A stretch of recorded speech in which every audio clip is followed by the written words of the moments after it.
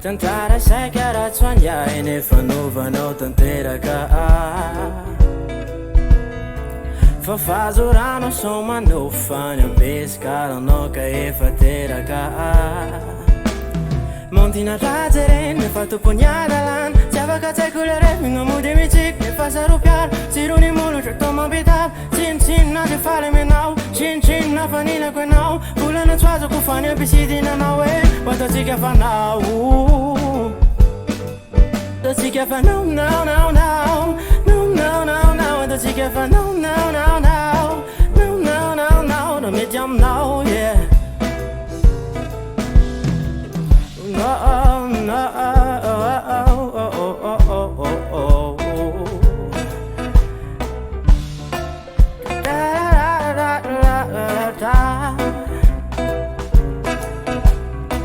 Fifapizara tsikitsiki adiny mintapify alahelo tonitsy adilovy no fenofeno Vanilovy no fenofeno Fany fitiavako androany tsentsona tsisy tomany Saika familanao ihany foko tsy adino atrany Sambatra tsisy ohatry izany familanao egaly Familanao egaly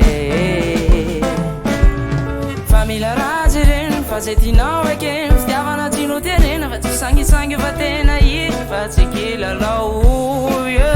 Tena izy fa tsy kilalao Fifapizarana tsy misy ohatry izany Ataotsika fanao Ataotsika fanao now now now Now now now now Ataotsika fanao now now now Now now now now Raha mety aminao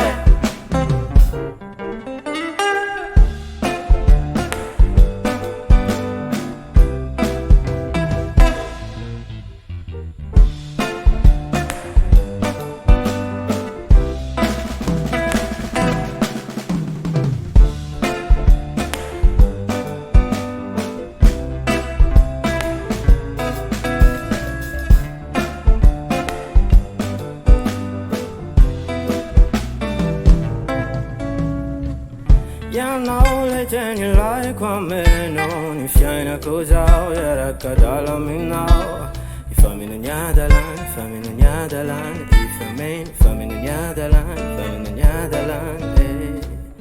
Ianao le teny like ameno Ny fiainako zao Iara-kadala aminao Ifamino ny adalany Ifamino ny adalany Ifamino ny adalany Ifamino ny adalany